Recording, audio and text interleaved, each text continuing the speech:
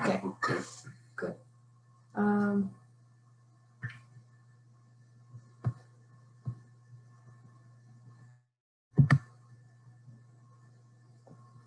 Okay, you're good. It's 12:25. 5 more minutes. Mhm. Okay.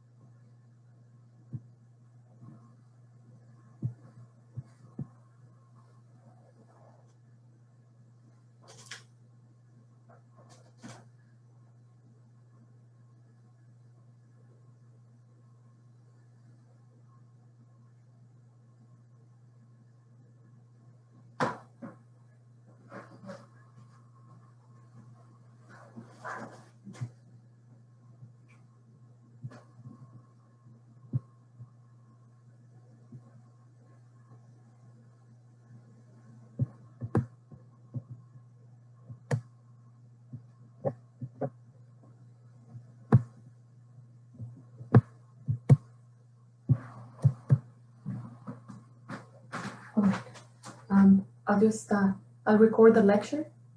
Yeah, they're coming in. Okay. Is mine on? It is on. Oh, it's recording, I think. Is my mic on? Yes. Yeah, it's on. Yeah.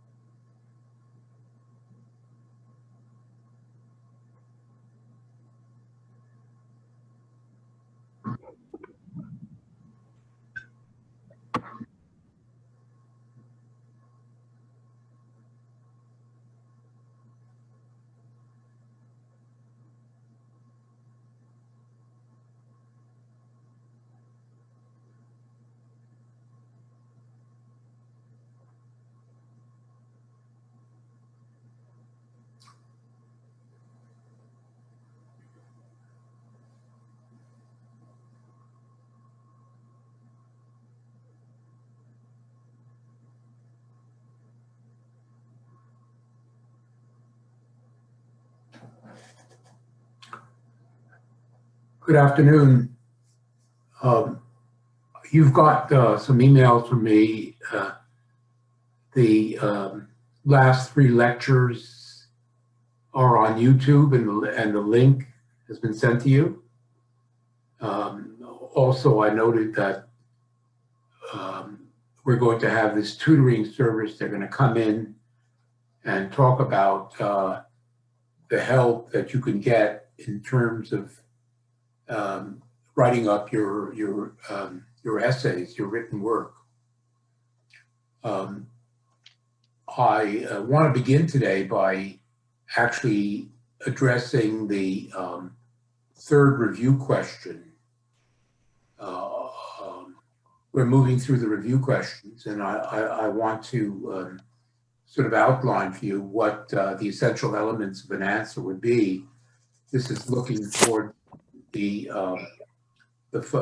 final exam, and I will be in the following days doing the same thing for questions 4 and 5 and so on. Before I begin, are there any questions about either the substance of the course or the setup of the course? Does anybody have any questions about any of this? I think as I go along, if you do have some questions and so on, it would actually help things if you unmuted and asked for clarification or made a comment and so on.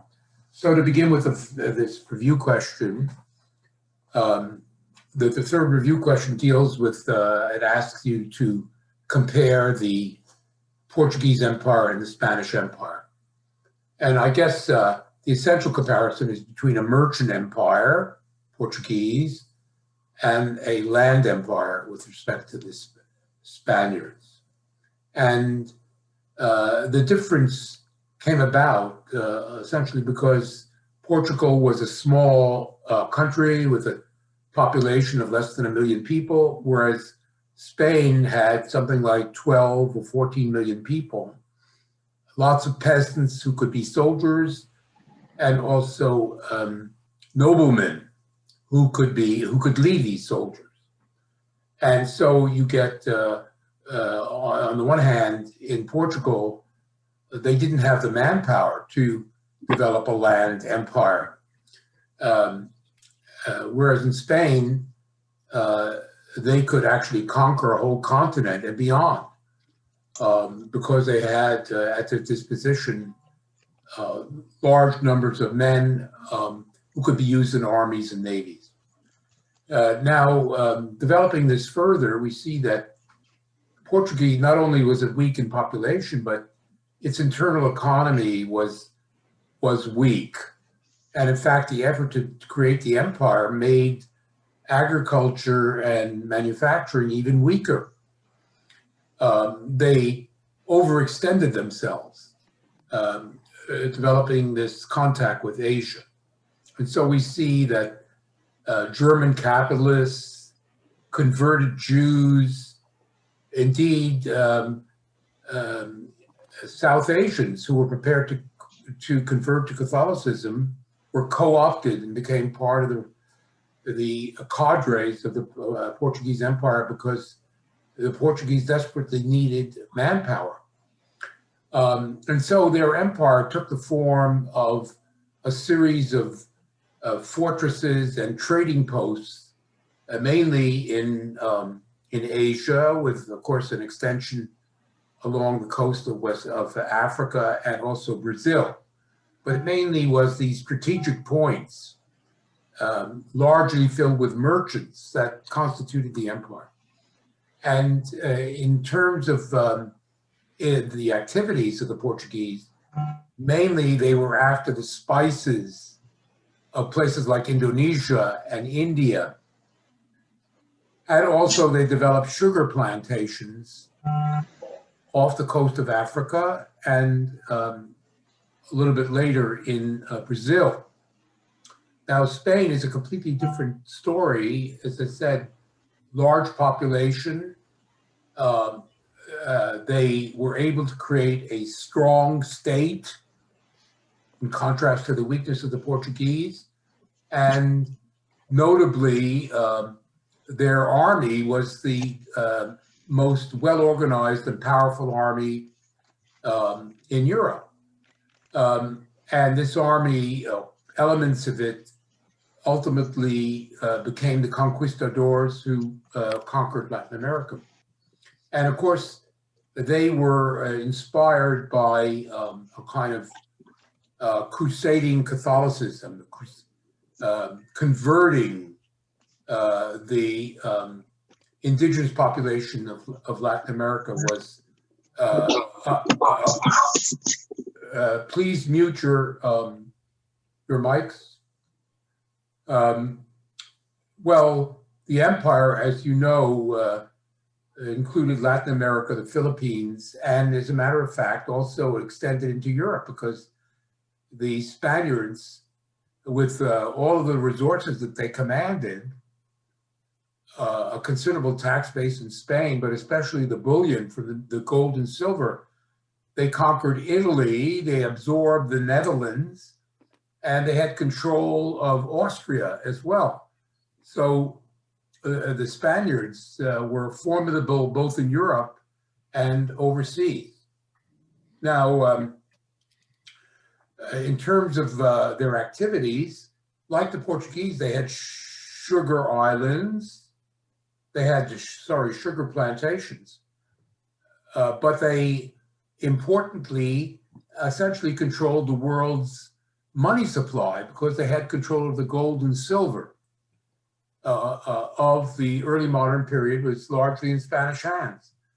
And furthermore, they were exploiting the people of Latin America by collecting rents and taxes from this millions and millions of indigenous people. So they were able to extract enormous resources. Now, in conclusion, I would say that this Spanish colonialism, Spanish colonial empire, was basically, the form of it was basically establishing a dominance of Spain, this European country, over a colonial empire, tying the economy and tying the politics of the colonial area to Spain. And the empire was essentially exploitative. It was not interested in developing the empire in any sense politically. It was basically a question of extracting as much wealth as possible from the indigenous population. So historians speak about this as really this Spanish Empire in a way formed a model for what later was to become European colonialism in general, in the sense that tying the colonial areas, the global south, the third world, to France, to the Netherlands, to England, and essentially extracting wealth. And we speak about really the underdevelopment of the global south. Well, the underdevelopment is related to this colonial situation, is what you have to understand, which the Spaniards were the first to develop. So, having given you some sense of what the outline of an answer, what I'd like to see is some sense of dates or important names and so on. Columbus, though, when, 1492, et cetera, et cetera. Give me some sense of that, and you have a perfect answer. So I would leave it at that, unless there's some questions that you have about what I've just said in terms of this review question. These are the questions that are going to be put on the examination, and I will come back to this. I'll go over this stuff lightly as we move toward the examination. So I see Maria has her hand up, I guess. Did you want to say something, Maria? Maria H? No, sorry, that was a thumbs up. Oh, okay, great. Okay, so last time as I was leaving off, one of the things I mentioned was, of course, this great empire gave enormous political and military resources to, that was the first intrusion that the student made. It's really nice to hear her voice. In any case, the Spaniards had this great military and political power, but as I was saying, over the long term, it was Northern Europe, the countries of Northern Europe, especially the merchants, the rising middle class, or we can call them the rising capitalist class, that benefited from this empire. They ultimately were able to cream off a lot of the wealth that the Spaniards were extracting, ultimately ended up in Northern Europe. And when I speak about Northern Europe, I mean in the first place, what we saw the role of the Genoese. They were the financiers in Northern Italy, but also places like Lyon and Paris in France, or Antwerp in what is now Belgium, and ultimately London. These were the places where capital accumulation really began to occur, both internally, but also because they were able to drain some of the Spanish wealth away.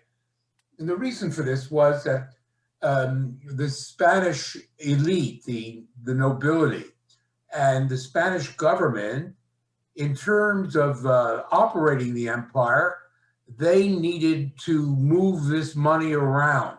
First of all, they had to mint it down into coinage.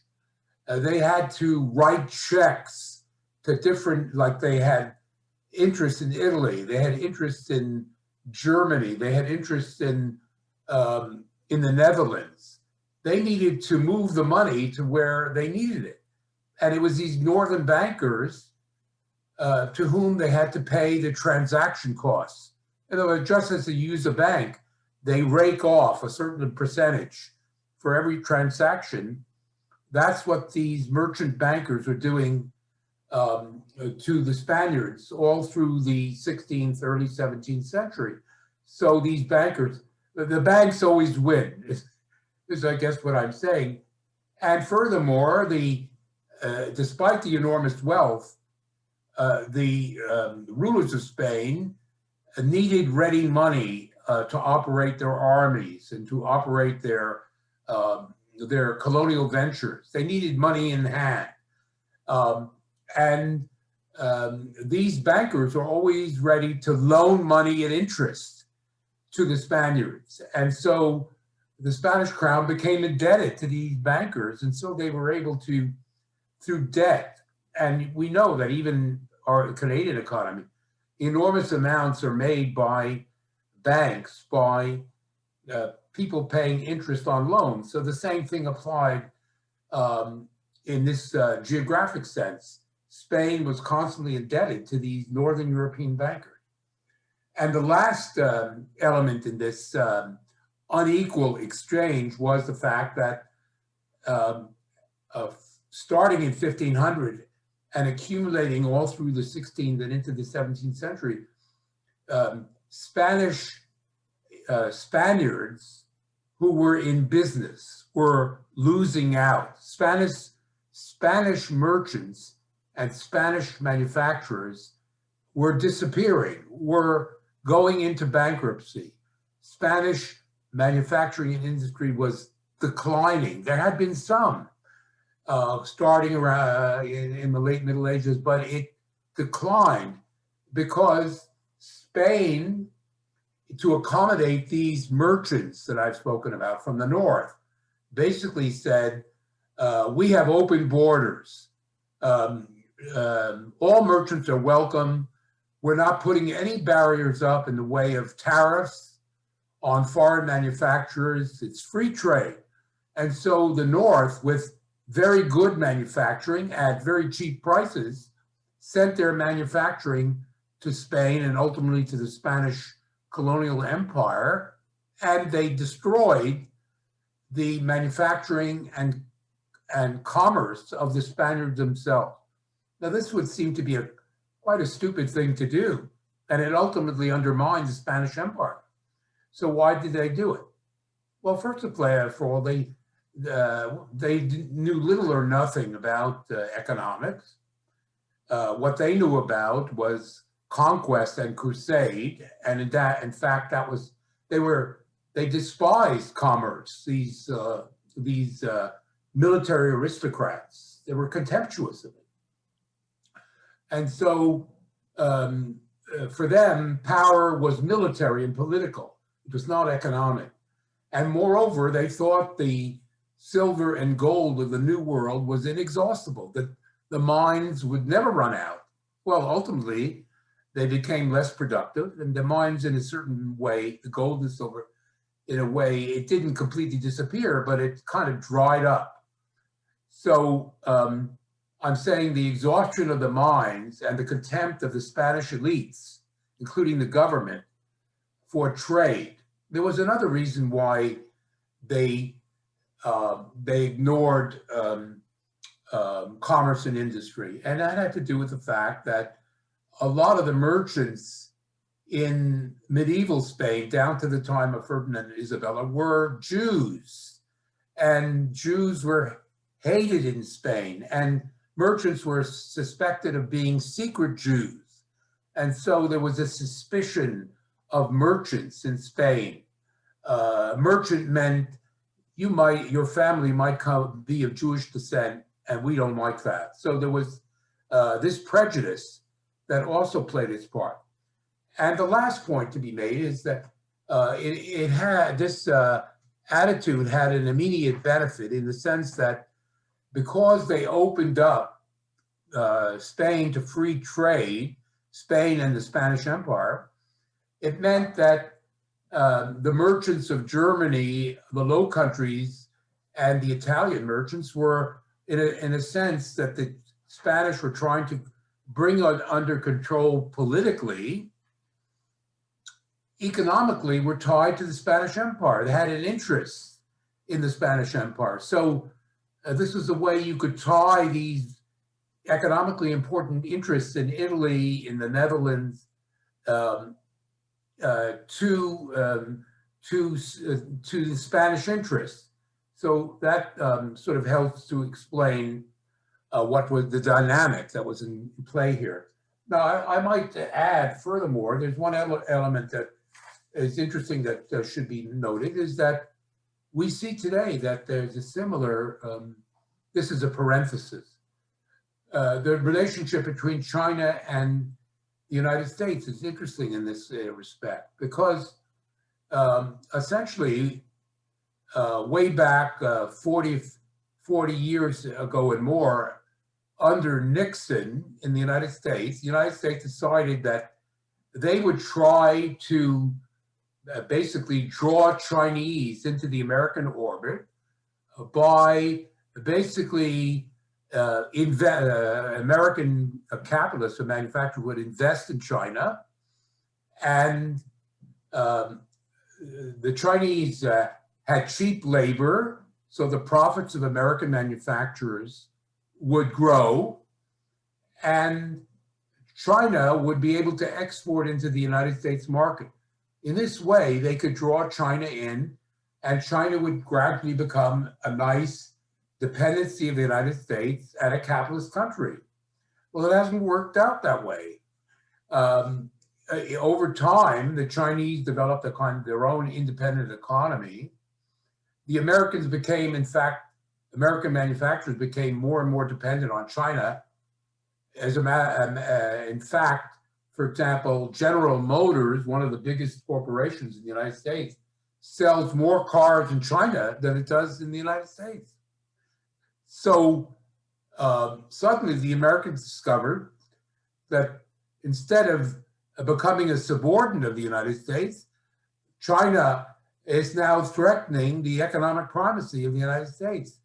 And this is all because the Americans sort of opened up the Chinese market and have permitted the free flow of capital between China and the United States. So this free trade backfired in the case of the United States, and in the case of Spain, we can see similar, not the same things, but similar things happening with respect to the Spanish Empire. Now, all of it, we're still in the heyday of Spain now. We're still speaking about it. Now, in terms of the heyday of Spain,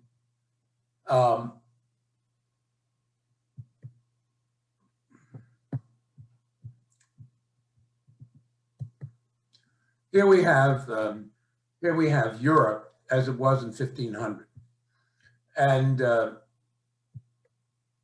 trying to look at find the name.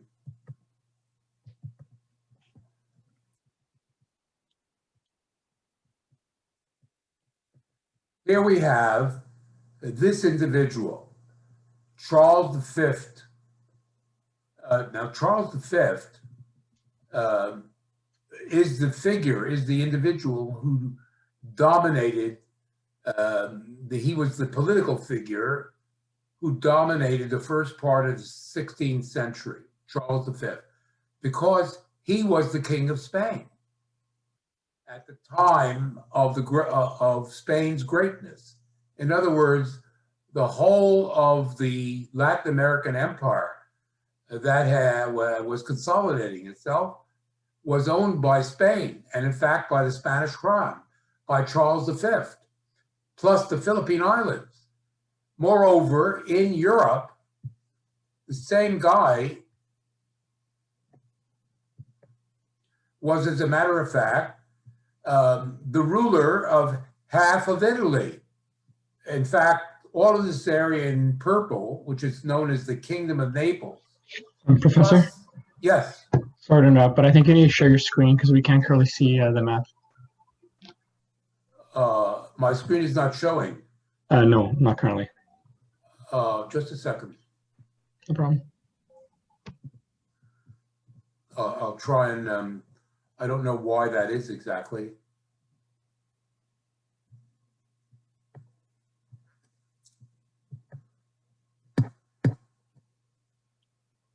Can you see it now? You could see it. Yes. Yeah, we can see it now. Okay, good.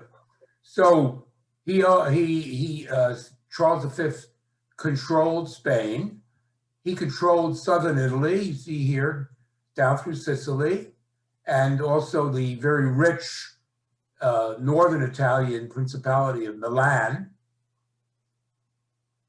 The Pope became a subordinate of Charles V. The power of Charles V was so great in Italy that the Pope basically lost his independence and became sort of like a dependent of Charles V. And he also controlled the very rich Netherlands. What is now Holland and Belgium was also under the control through a marriage.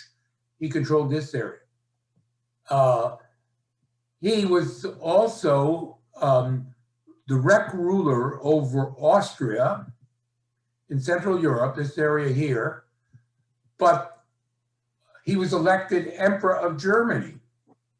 And so, in theory at least, he controlled all of the German states, including Austria, were under his control. And eventually, even half of Hungary was under his control. So to repeat, the whole of the Latin America, the Philippines, more than half of Italy, the Netherlands, and most of Germany were under the control of this Charles V. And of course, he lived mainly in Spain, and Spain, with its army, basically was sent to all these areas, and what you're getting is a gigantic empire. And the aspiration of Charles V was basically to unify this whole area and to create a new Roman Empire. The ideology, the sort of political ideals of this regime was, I am creating this new this new empire. I'm reviving the Roman Empire. And at the same time, all of these areas are going to be under the Catholic Church. The two things went together.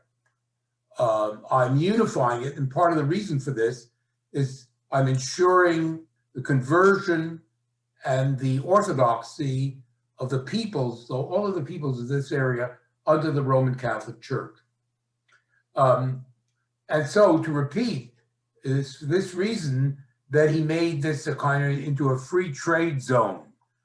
He invited the merchants of Italy, of Flanders, of Germany to trade freely throughout the empire in order to economically unify it. And he spent most of his life basically trying to accomplish this idea of bringing back the Roman Empire and also ensuring the primacy of the Roman Catholic faith. And so he faced three obstacles to accomplishing these goals. In the first place, one of the obstacles was the rise of the Ottoman Empire, because you can see on this map the Ottoman Empire, which is becoming enormous. It's in the midst of conquering the Middle East, but it is also moving into Europe. And so, for example, in 1529, an army of 300,000 Ottoman soldiers arrived at the gates of Vienna. And it looked like Austria itself would fall into the hands of the Ottomans. Well, it was Charles V who organized the defense and was able to basically defeat the Ottoman advance. But it was a near thing. The second problem he faced was there was one area of Europe which bitterly resisted the ambitions of Charles V, and this was the Kingdom of France, located here. In a minute, I'll be speaking about France, but this was, by the time that Charles V arrived on the throne, becoming in its own right a powerful centralized government. Not as powerful as Spain, but nevertheless very powerful. And the kings of Spain were determined to resist the ambitions of Charles V. And the third element, frustrating the ambitions of Charles V, was the outbreak of religious heresy in Germany, because in 1517, the whole northern part of Germany essentially rebelled against the Roman Catholic faith and was converted to Protestantism, or sometimes we call it in this form, Lutheranism, Protestantism. And Charles, of course, was an ardent Catholic for both religious and political reasons. So he spent most of his reign fighting on the Ottomans, fighting the French, and fighting the disunifying Protestants in Germany. And at the end of the day, he basically failed in all three cases. Especially, France got stronger and stronger, and the Protestants got stronger and stronger. And so he was not able to unify Europe into a second Roman Empire. The ambitions of Charles V, the ambitions of Spain were frustrated by the end of his reign.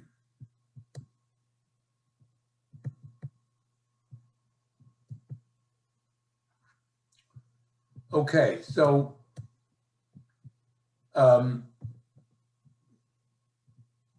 moving on now, I want to say then that what I want to look at now is the fact that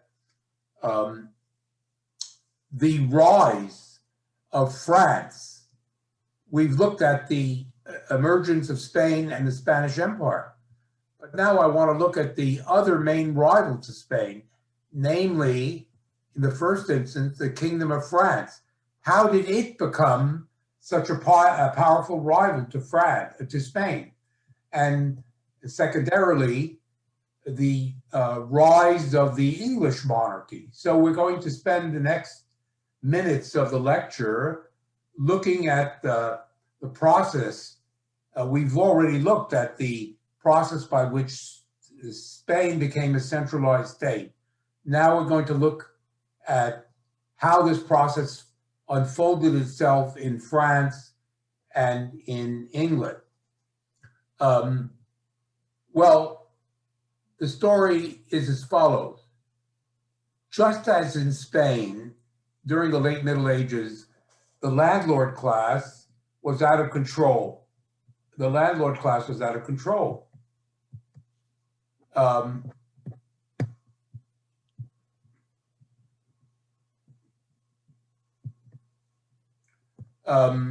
The aristocracy were raising hell. They were not obeying the king, and they were destroying the lives and the property of the common people. The same thing we see in Spain occurred in France and England. In France, actually, the situation was even more terrible than it was in Spain, because not only were the landlords or the aristocracy out of control, but the English aristocracy invaded, under the auspices of the English monarchy. England invaded a weak France, and much of France was occupied by England during the late Middle Ages, during the 14th and 15th centuries. So there was landlord anarchy, and there was war on French territory between the English and the French. The common people suffered terribly. There were millions that died during this period. And at the same time, of course, the French monarchy was very weak. But finally,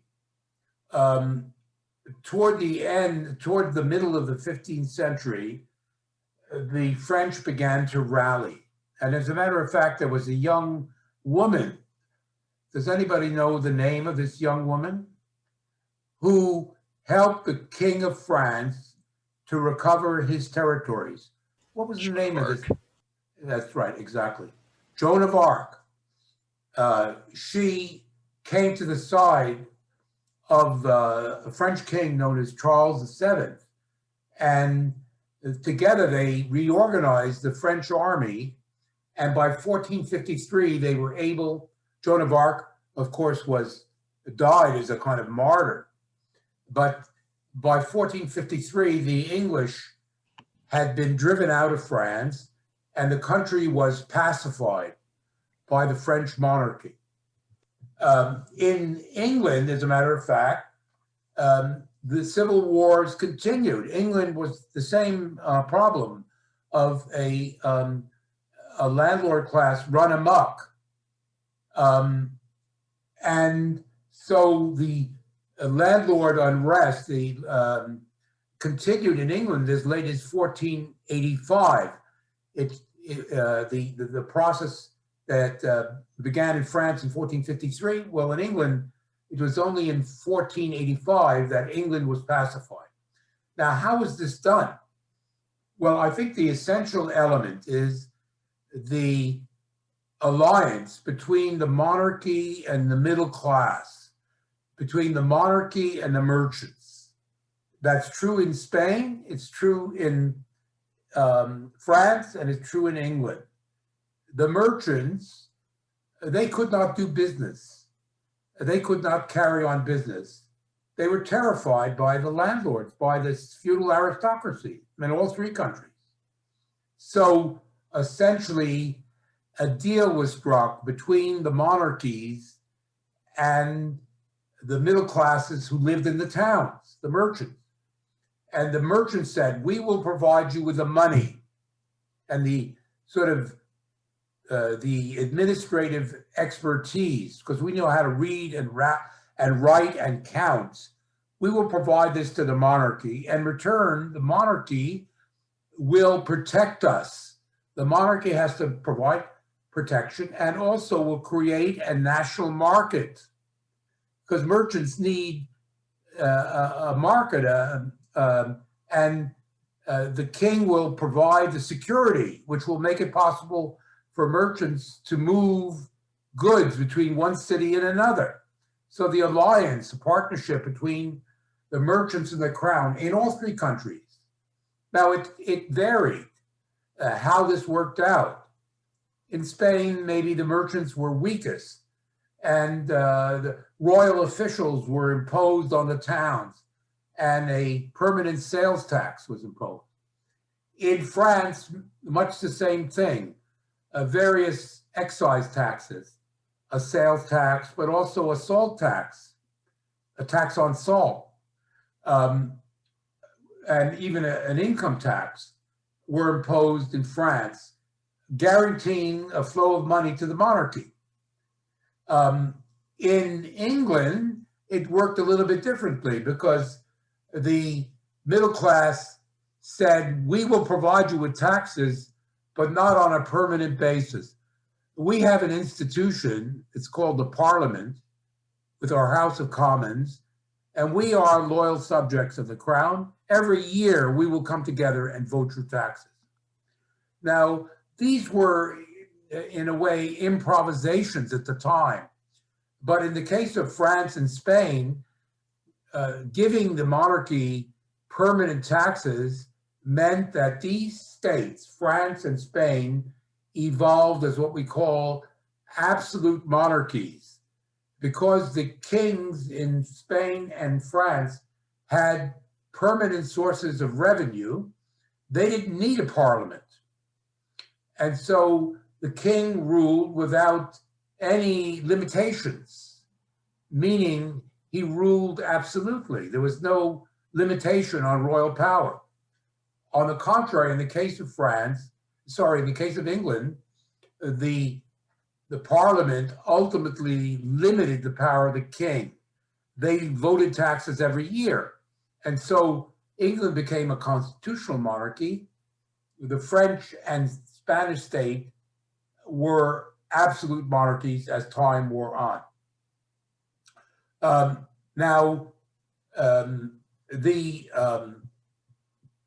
The emergence of these centralized states was signaled by the appearance of powerful dynasties and kings.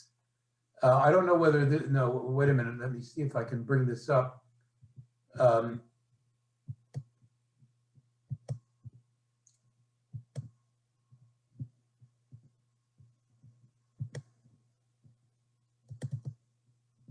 Can you see that? Yeah, I think you can. The new monarchy in England was called the Tudor dynasty. That was the family name, the Tudor dynasty. And so you see this very powerful line of kings emerging in England, or monarchs emerging in England in the 16th century. Henry VII, above all, Henry VIII, the famous Henry VIII, who had 6 wives. And then one of his daughters, Elizabeth I, who's generally conceded to be the most successful monarch in English history. Her reign marked the latter part of the 16th century. So you could see this new monarchy emerging in England alongside the Spanish monarchy. And then in France, I'm just mentioning 2 kings and their the date of their deaths. There is Francis I, Charles VII, who I told you was the patron of Joan of Arc, who died in 1461. And then you have another king in the first part of the 16th century, Francis I, who died in 1547. So now we can see that these are the 3 great powers that emerged in the 16th century. I should say that there were other kings, of course, in Europe. For example, in Scandinavia, there was the king of Sweden, the king of Denmark.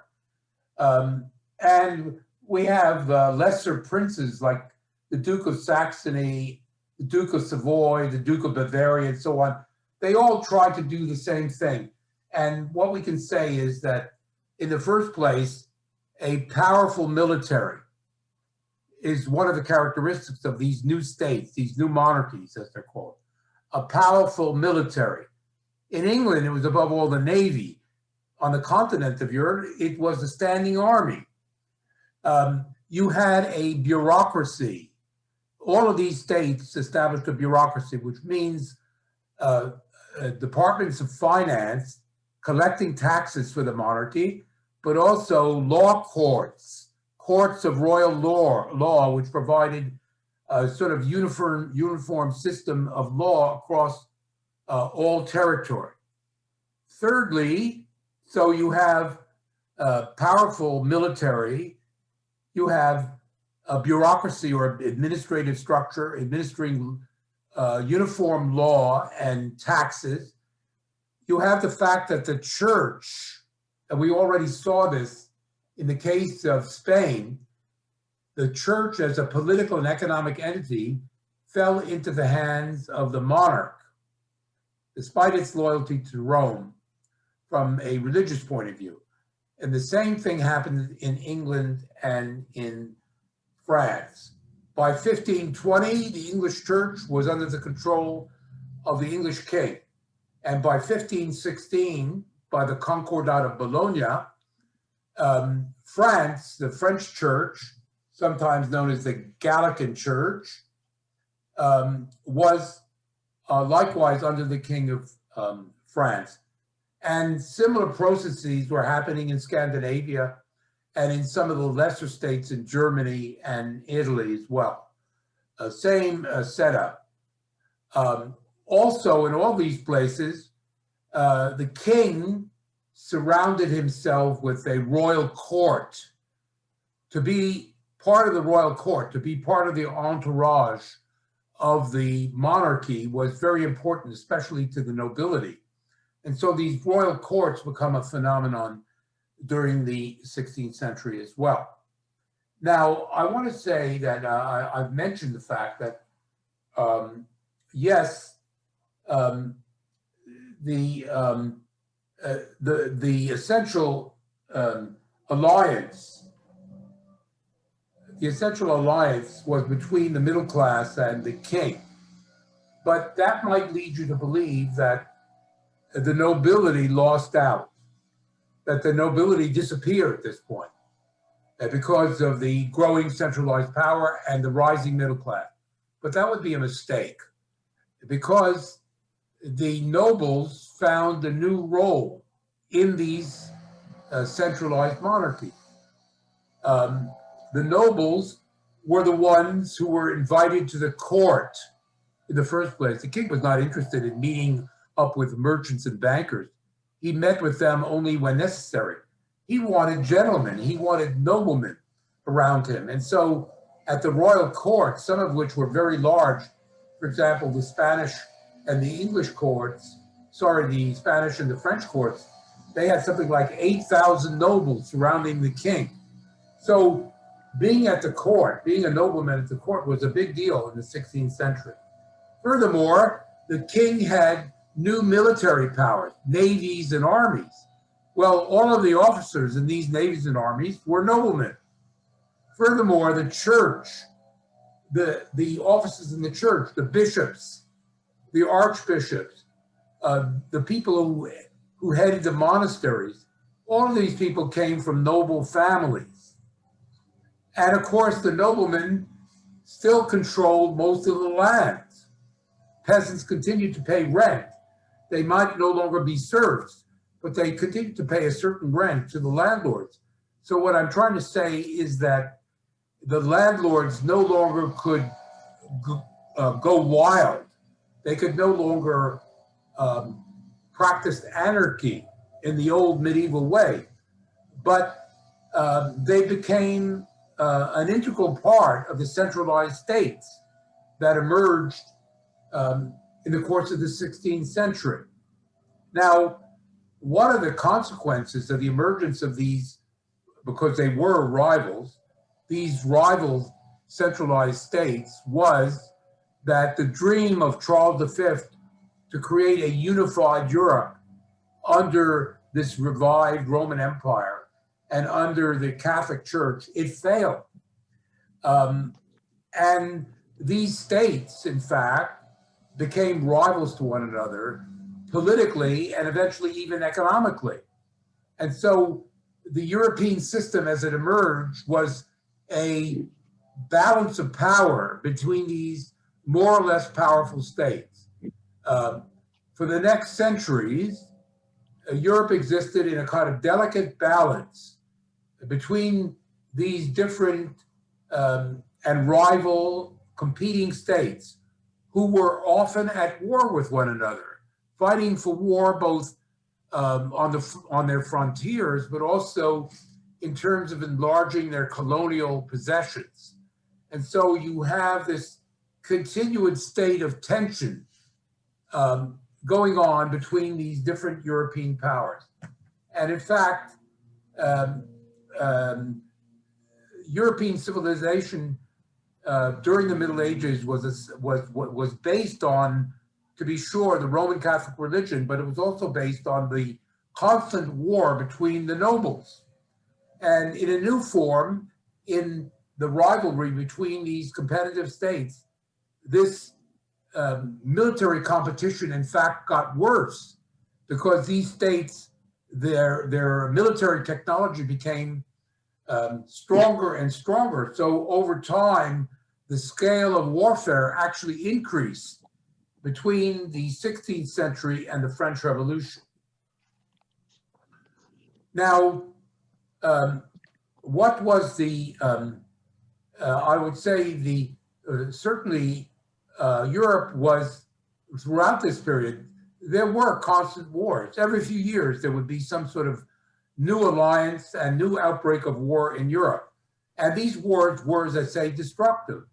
But at the same time, in a kind of paradox, because the European rulers needed more and more resources, they needed more and more money in order to finance these operations, they became more and more dependent on the commercial and economic activities of the middle class as these wars proceeded.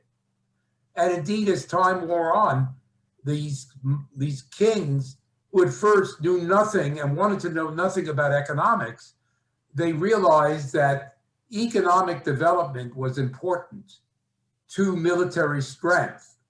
And so in a kind of paradoxical fashion, despite the continued destruction of these wars, the governments began to invest more and more money in developing their internal economies.